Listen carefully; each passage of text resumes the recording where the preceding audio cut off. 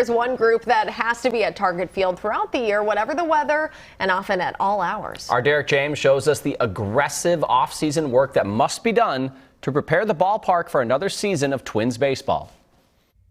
They are the unsung heroes of Target Field, the grounds crew, especially after this Minnesota winter.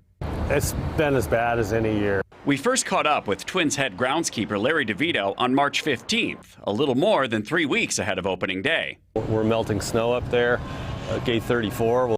It seemed as though crews were constantly clearing and melting snow, with nearly 90 inches of it this season. Yeah, a couple sunny days. On our most recent visit this week, we learned that the April Fool's storm wasn't much of a problem. We had a great day on Sunday between our heating system and the sun being out all day. All the snow melted on the field, so we didn't have to shovel anything off the grass. Just kind of had to clean up the warning track a little bit. Weather isn't the only thing DeVito and his 10-person grounds crew lineup have had to contend with. The Scoreboard 2.0 upgrades meant working around crews, installing a new main board, Minnie and Paul celebration sign, and other technical innovations.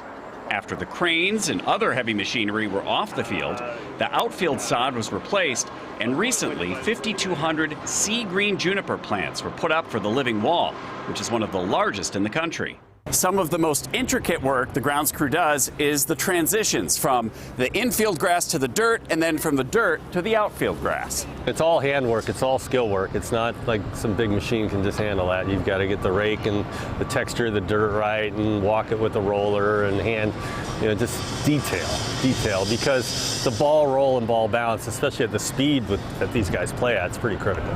That's because playability and safety are paramount. The challenge here is trying to get that playability consistent every day. When you're dealing with the weather, you're dealing with the tarp. I sit out here and I watch the game, and I'm looking at the ball and I'm looking at their feet more than anything. Aesthetics follow closely behind. As far as getting the grass kind of greening up to TV conditions and growing, it's really the last 7 days before we play. We need the sun to be out. The final days before the opener are filled with artful work. Mowing stripes, rolling, grooming, lining, and painting logos onto the field. Around it, fixing nets and installing pads on the wall and around the new pitch clock. Before he leaves each night, DeVito asks himself a question he believes is key to keeping this beautiful field of dreams ready for action. Are you set up to succeed the next morning? And that's always that way with this job.